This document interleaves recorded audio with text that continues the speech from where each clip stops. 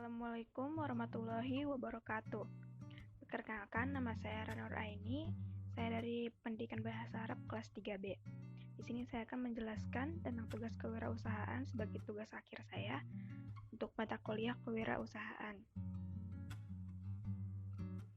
Di sini awalnya saya memilih jenis usaha dalam bidang kuliner, yaitu menjual mie tulang. Tapi karena ada beberapa kendala, akhirnya saya memutuskan untuk tidak menjalankan usaha tersebut karena di situasi sekarang juga sangat sulit.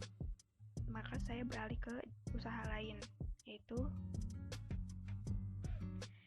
trading saham. Saya akan jelaskan sedikit mengenai saham. Jadi saham itu adalah tanda atau surat kepemilikan atas suatu saham, suatu perusahaan. Nah, surat atau kepemilikan ini dapat diperjualbelikan.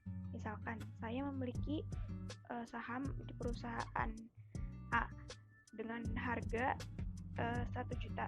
Kemudian saya ingin menjual saham tersebut kepada si B. Nah, si B ini berpikir kalau perusahaan ini tuh bagus dan di kemudian hari bisa aja harga sahamnya tuh naik karena prospeknya baik gitu. Maka dia pun membeli saham ini dari saya. Dan saya menjual misalkan dari 1 juta dan saya ingin menjualnya di 1.100.000 agar saya mendapatkan untung. Maka saya jual ke si B dan di situ saya akan mendapatkan keuntungan dari penjualan 1.100.000 dan modal awal saya 1 juta, maka saya akan mendapat keuntungan 100.000 atau sekitar 10%. Nah, itu disebut dengan trading saham, yaitu atau jual beli saham. Mudahnya seperti itu. Nah, dalam jual beli saham, dalam trading saham ataupun investasi saham, kita mempelajari yang namanya analisa.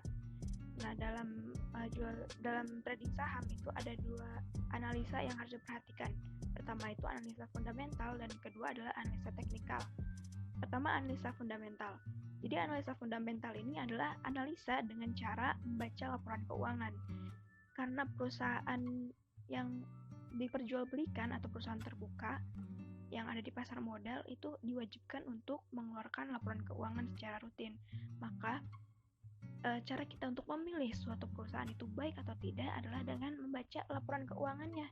Nah, di laporan keuangan itu kita dapat melihat seperti berapa besar atau berapa rasio hutang yang dimiliki suatu perusahaan, lalu apakah dia setiap tahunnya laba bersihnya meningkat, lalu kemudian apakah dia juga membagikan dividen secara rutin kepada pemilik saham. Nah, itu menjadi salah satu analisa yang dapat dipertimbangkan sebelum kita memilih sebuah perusahaan yang baik. Yang kedua adalah analisa teknikal. Kalau analisa teknikal ini adalah analisa dengan cara membaca chart. Jadi semua saham gitu, dia kan bergerak naik turun. Nah, pergerakan naik turun itu di analisa teknikal itu dapat dibaca. Nah, ini analisa teknikal ini menjadi sangat penting untuk para trader atau orang yang menggeluti trading saham. Nah, ini ada salah satu contoh chart dari saham Unilever. Nah, jadi chart ini yang bergerak naik turun seperti hijau ini menandakan dia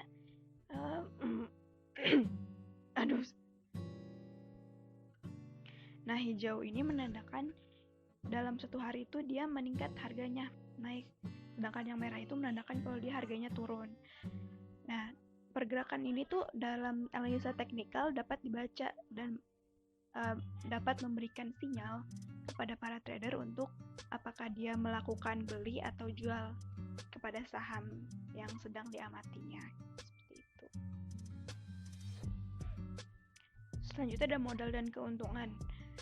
Nah, untuk modal ini sebenarnya dalam saham itu harga paling rendah saham itu di 5.000. Tapi itu adalah nilai minimalnya. Nah, maka kalau misalnya ada harganya di sekitar 5.000 atau 50 perak ya, dalam saham itu adalah tanda perusahaan itu tidak baik. Jadi bukan perusahaan baik, bukan perusahaan yang bagus.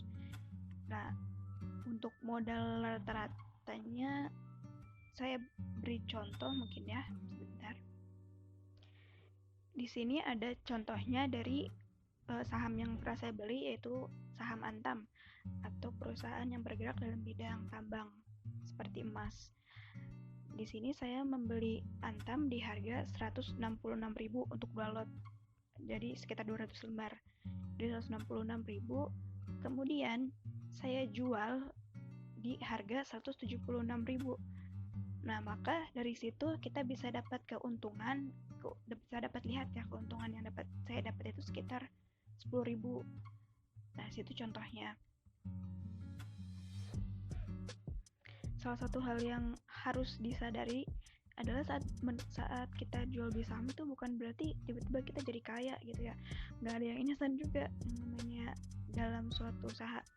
Nah, keuntungan yang saya dapat pun karena masih belajar, saya pun masih banyak banyak pertimbangan gitu untuk membeli, masih agak takut, masih belajar untuk psikologinya gitu agar nggak greedy saat trading saham.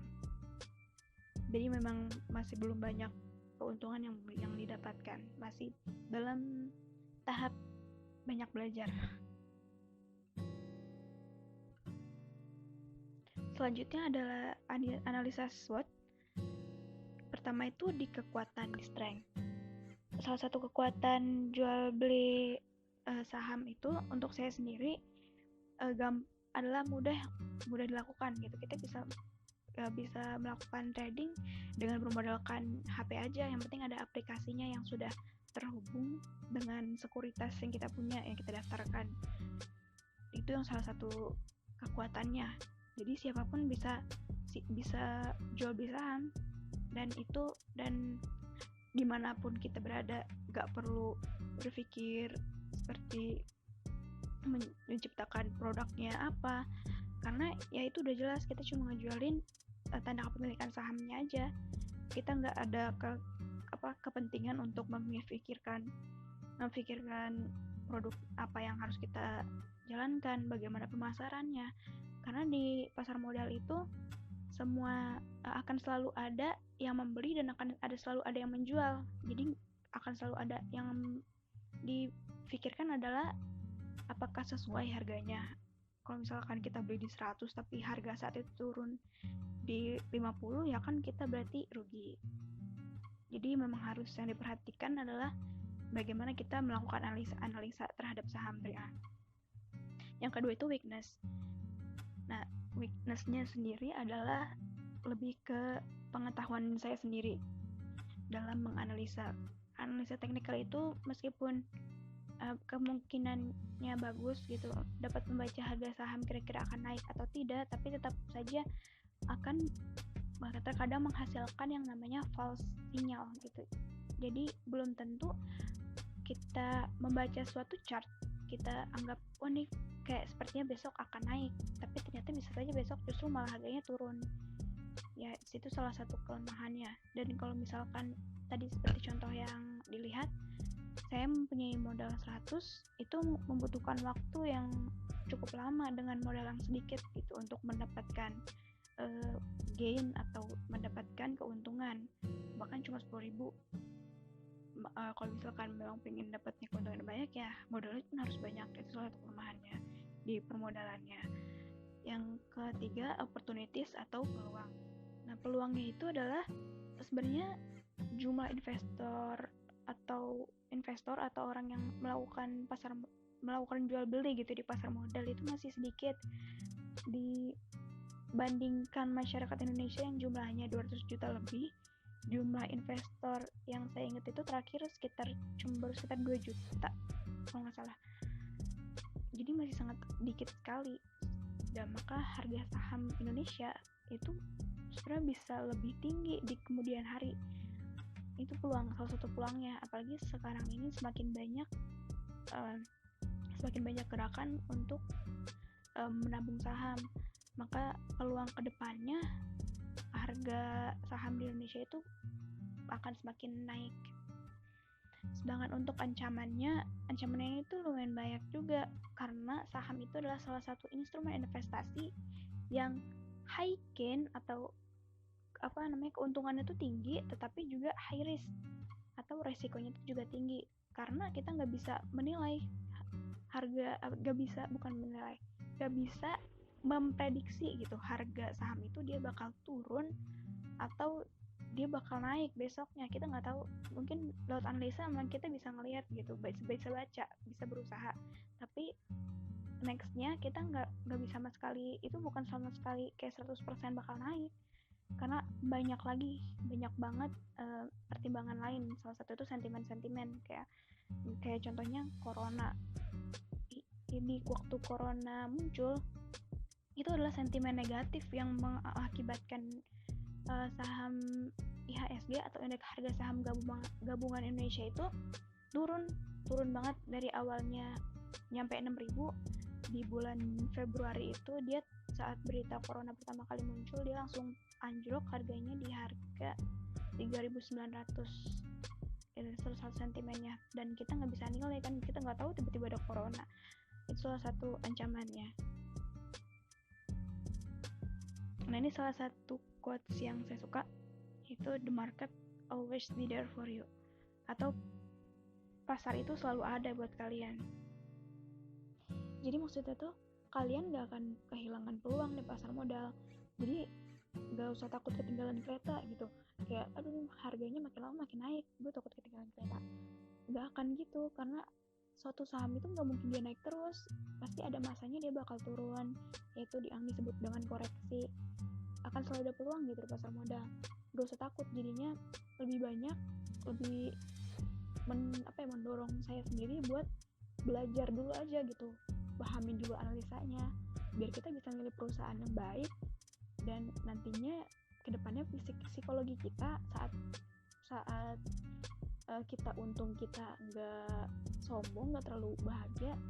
Saat turun pun kita psikologinya nggak terguncang gitu, nggak ngerasa takut akhirnya kapok.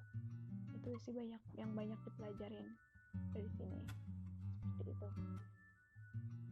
Mungkin sekian yang bisa saya jelaskan, kurang lebihnya saya mohon maaf. Wabillahi taufiq wal hidayah. Wassalamualaikum warahmatullahi wabarakatuh.